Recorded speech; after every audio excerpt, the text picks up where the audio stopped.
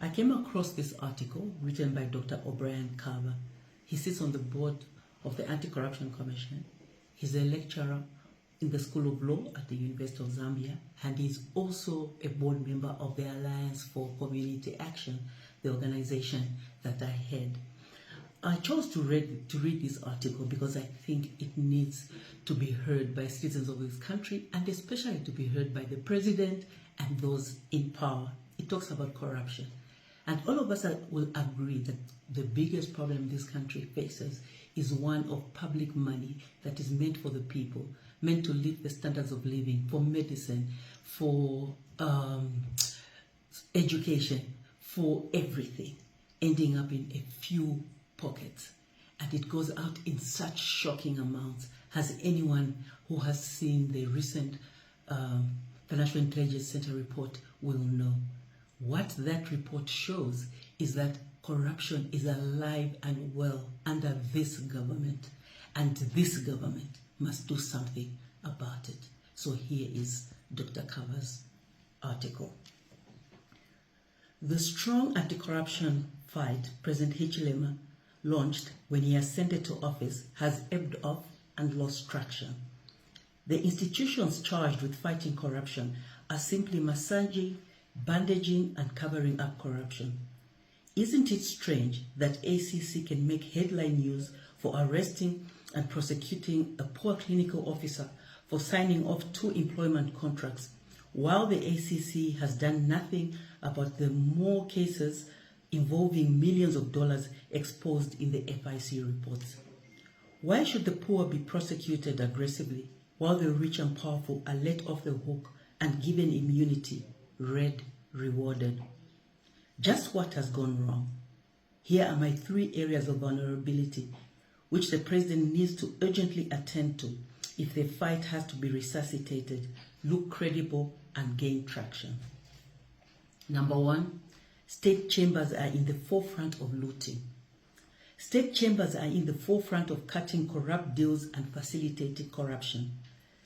This has put all law enforcement agencies in an awkward situation, as state chambers ought to be an ally in fighting corruption. No serious crusade against corruption can yield fruits when the heart of the legal machinery for government is contaminated. The level of corruption is sickening, to the extent that state chambers are the ones looking for litigants to sue the government and pre-agree to settle or enter consent orders involving huge sums of money. The scheme has been perfected to the extent that some orders are now signed using judges outside Lusaka to avoid public scrutiny and media attention in Lusaka. The president needs to do 2 things.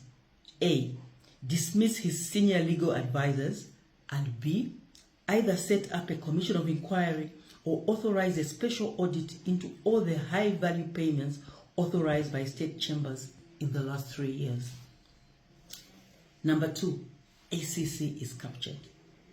It is a mistake to expect ACC to be an effective tool for fighting corruption in its current form. It is a captured institution. The forces that are ripping off the state resources through state chambers also have their stranglehold on ACC.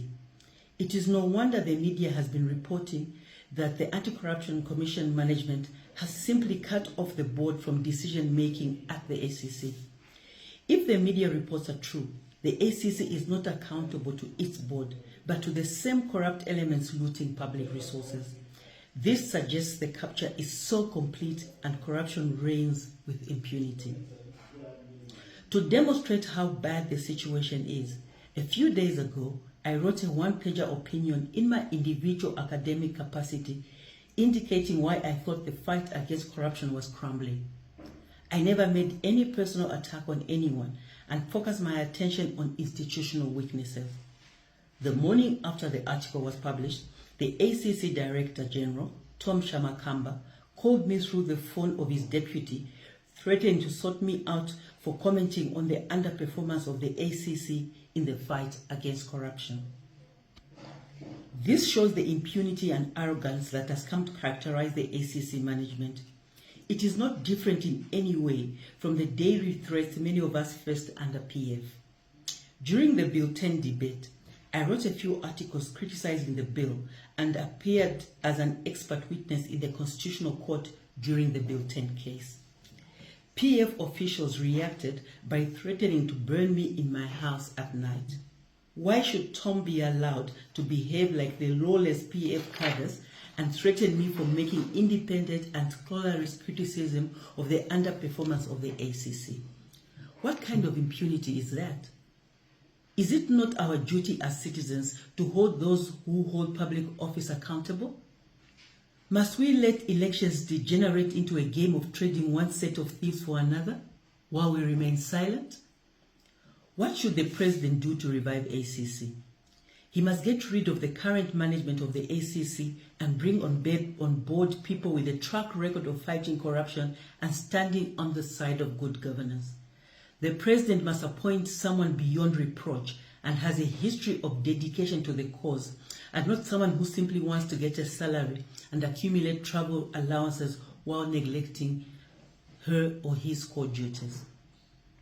Corruption-tainted settlements, number 3. The UPND government went to town denouncing the former DPP under President Lungu's tenure when it discovered that she had entered into settlements immunizing some of the individuals accused of serious acts of corruption. This partly explains why the government instituted her removal. Yet, in less than 3 years, the ACC has entered in more scandalous settlements with some of the people accused of the most heinous acts of corruption.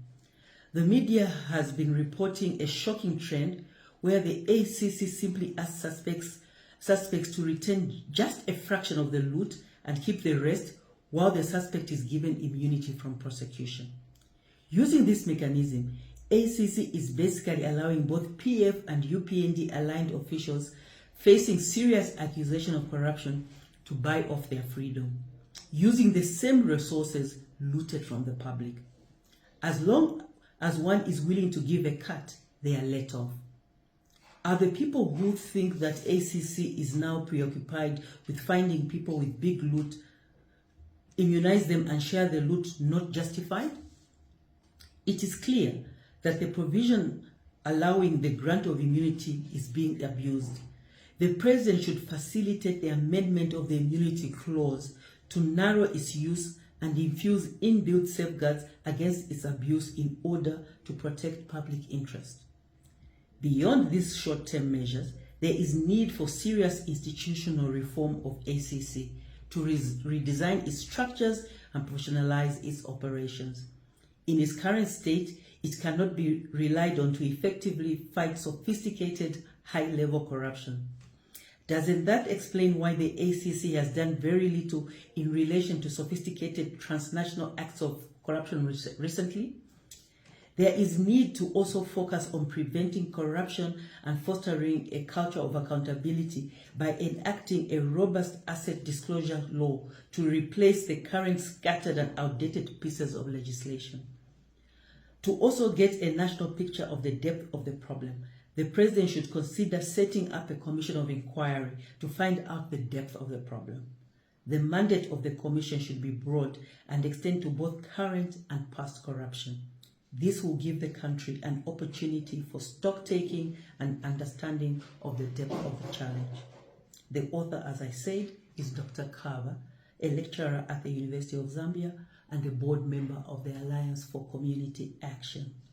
I hope that the president will take to heart what has been written here and act on it. Public money must begin to be protected. Otherwise, nothing that we do ever matters. Thank you.